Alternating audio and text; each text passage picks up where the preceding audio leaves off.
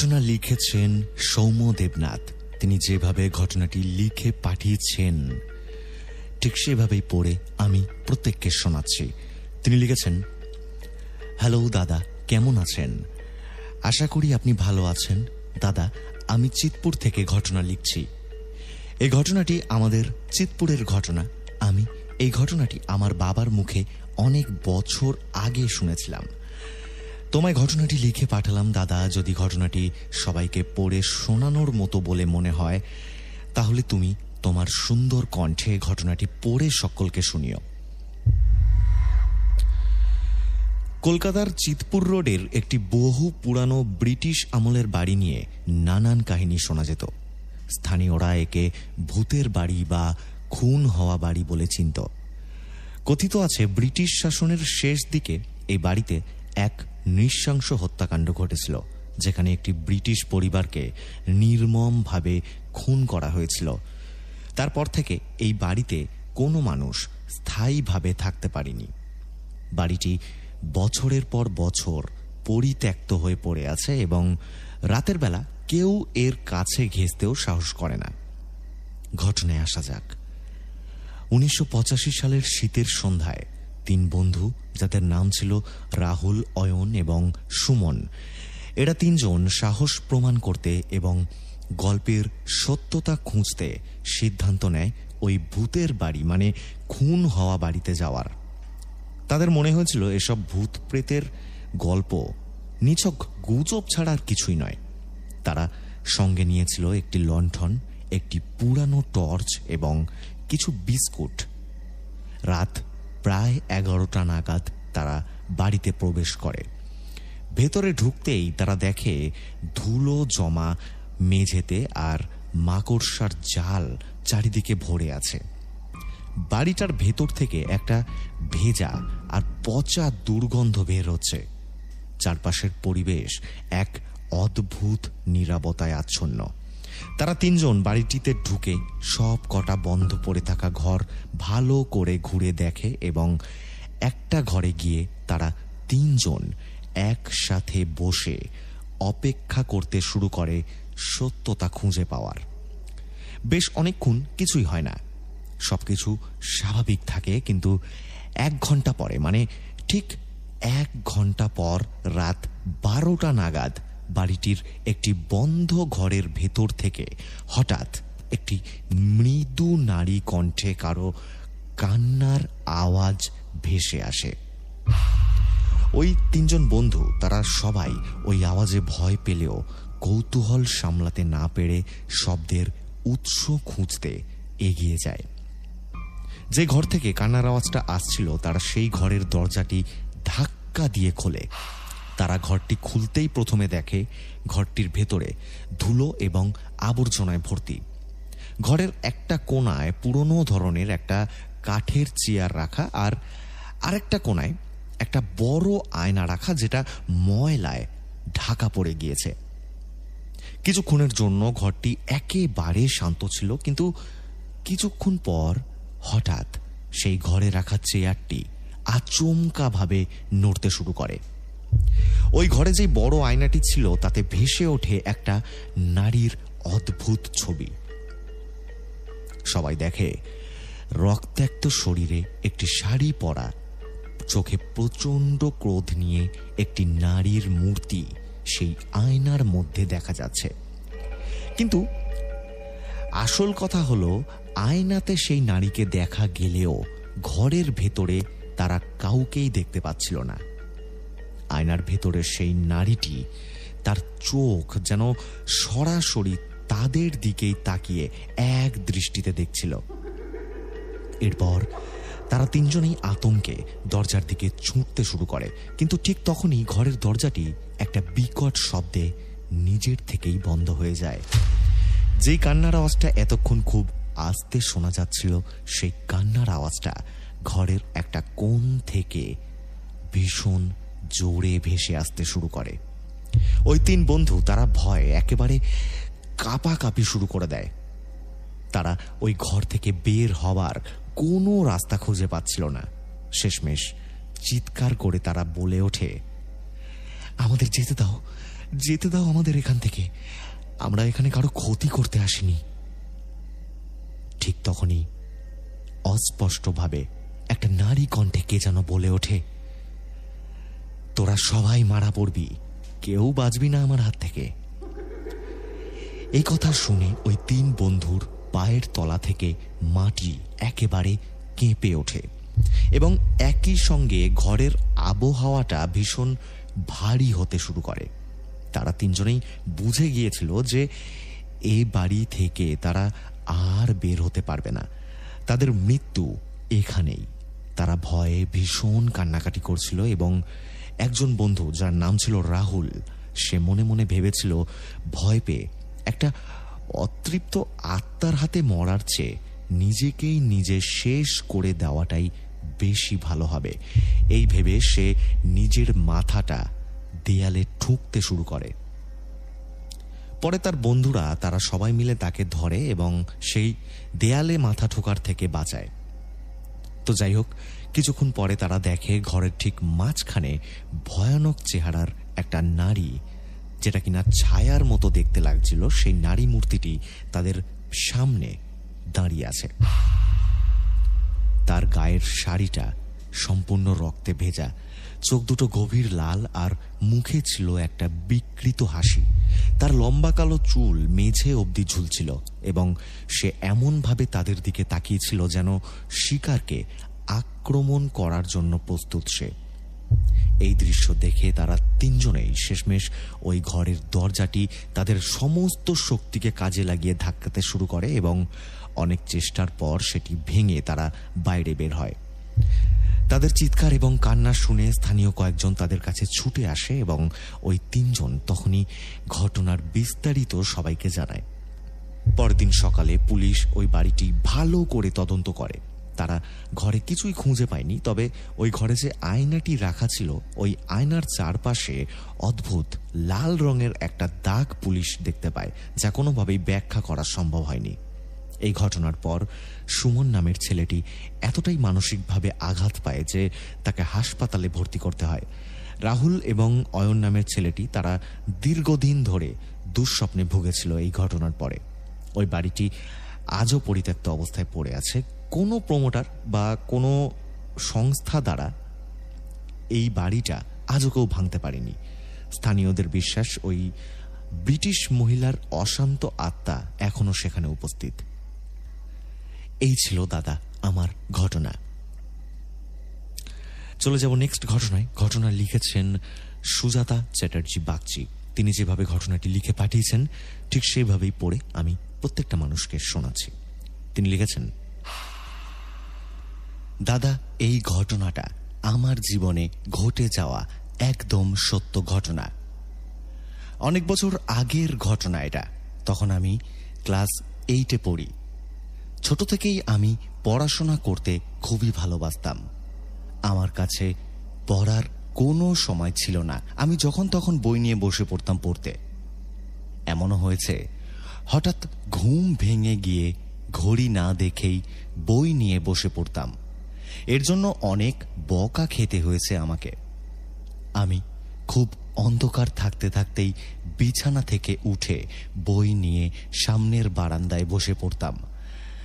আমি যেখানে পড়তে বসতাম তার ঠিক সোজাসুজি ছিল একটি শেফালি ফুলের গাছ। শেফালি ফুলের সেই গন্ধ যেন আমাকে গাছটার কাছে টেনে নিয়ে যেত সবসময়। গাছটার দিকে আমি যখনই তাকাতাম মনে হতো যেন গাছটা তার ডালপালা মেলে হাত ছানি দিয়ে আমাকে ডাকছে। তখন আমি কিছুতেই পড়তে মন বসাতে পারতাম না। জানি না সেটা আমার শৈশবের কল্পনা ছিল নাকি সত্যি কিছু ছিল ওখানে। কিছুদিন পর তখন আমার স্কুলে পরীক্ষা চলছিল। আমি খুব মনোযোগ দিয়ে বারান্দায় পড়ছিলাম। হঠাৎ আমার চোখ গাছটার দিকে যায়। আমি দেখলাম গাছটা খুব জোরে জোরে দুলছে, আর গাছটার থেকে সমস্ত শেফালি ফুলগুলো মাটিতে পড়ে চারিদিক একেবারে ভরে যাচ্ছে।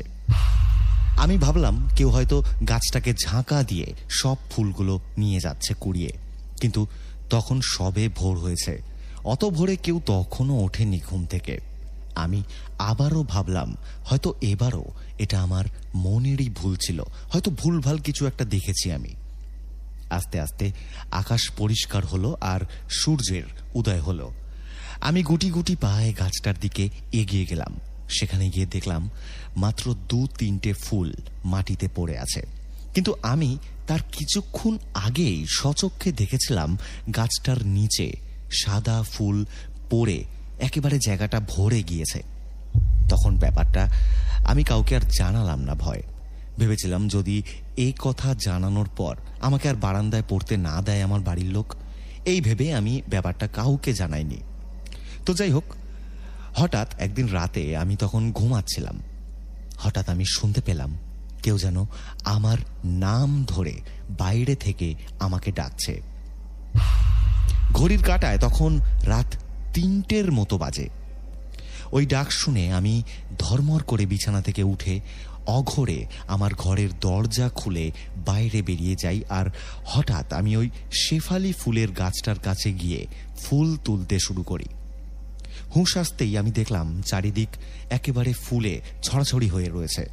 তার মাঝে একটি 8-9 বছরের মেয়ে সাদা ফ্রক পরে আমার দিকে পেছন ঘুরে এক মনে ফুল তুলে যাচ্ছে। কিন্তু মেয়েটি সেরকম একটা নড়াচড়া করছিল না, সে একভাবে মাথা নিচু করে এক জায়গায় বসে ফুল তুলছিল। আমি কিছুতেই মেয়েটির মুখ দেখতে পারছিলাম না। তখন ওখানে আমি আর মেয়েটি ছাড়া একটিও জনপ্রাণী ছিল না রাস্তায়, এমনকি কুকুরগুলো যেন বোবা হয়ে গিয়েছিল সেই সময়। জানি না কতক্ষণ ওভাবে আমি ওখানে বসেছিলাম। হঠাৎ আমার দিদির চিৎকার আমার কানে আসে। ঠিক তখনই আমার পুরোপুরি হুঁশ চলে আসে আর আমি দেখি আমার দিদি আমাকে টানতে টানতে নিয়ে যাচ্ছে।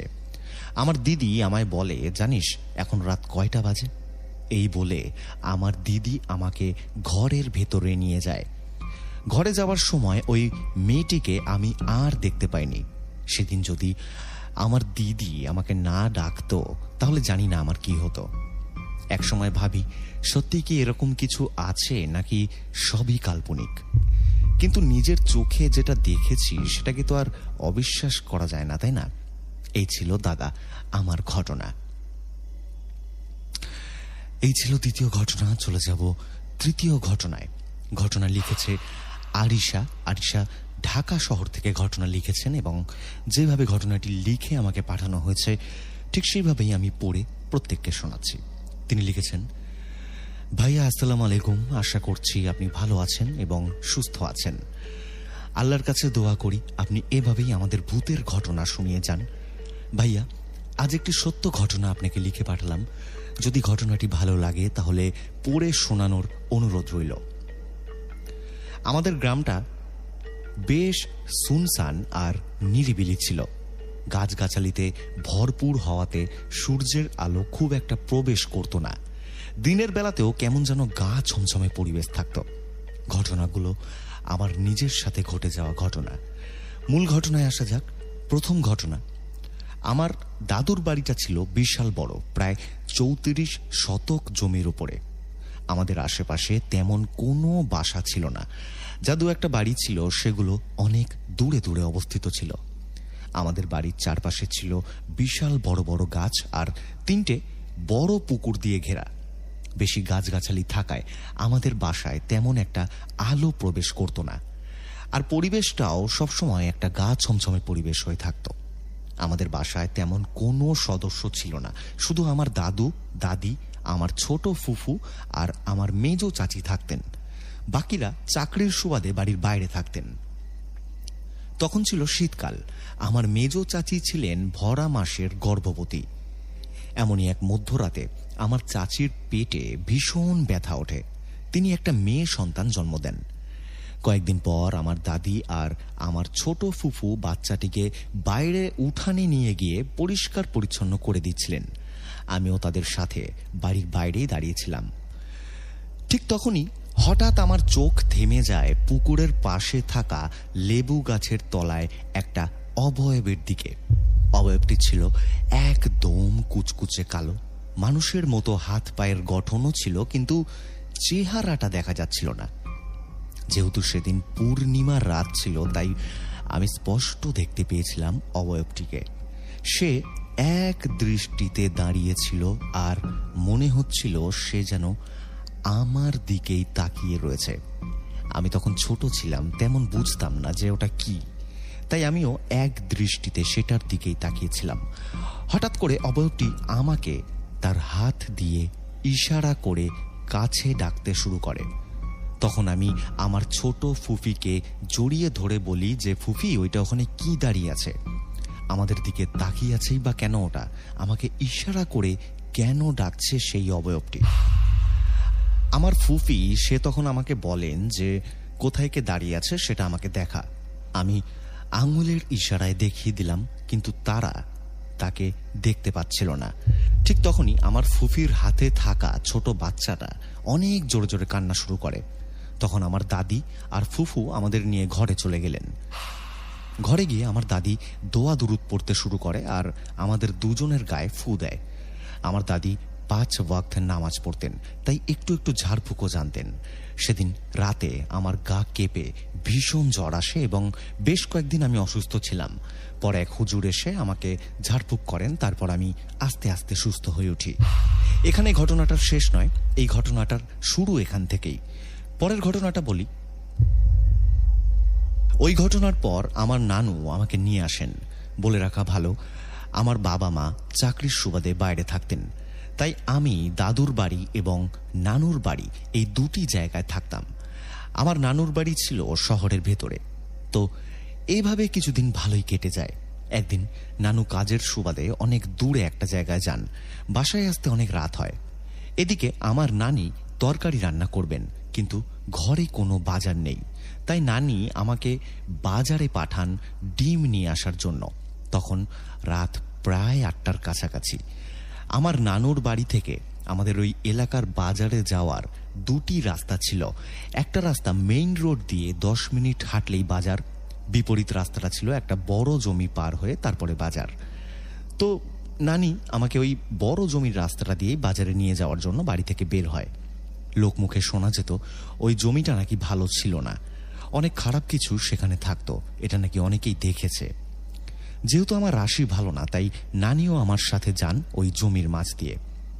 জমির মাঝে একটা বাঁশের শাখও ছিল। যখন বন্যায় পানি উঠত তখন সবাই ওই বাঁশের শাখো দিয়েই চলাচল করত। তো নানির সাথে যখন আমি জমির পথ দিয়ে যাচ্ছিলাম, তখন দেখলাম ওই বাঁশের তৈরি শাঁকোর নিচে দোল খাচ্ছে আগের দেখা সেদিনের ওই অবয়বটি। অবয়বটির উচ্চতা ছিল 10-12 বয়সের বাচ্চাদের মতো।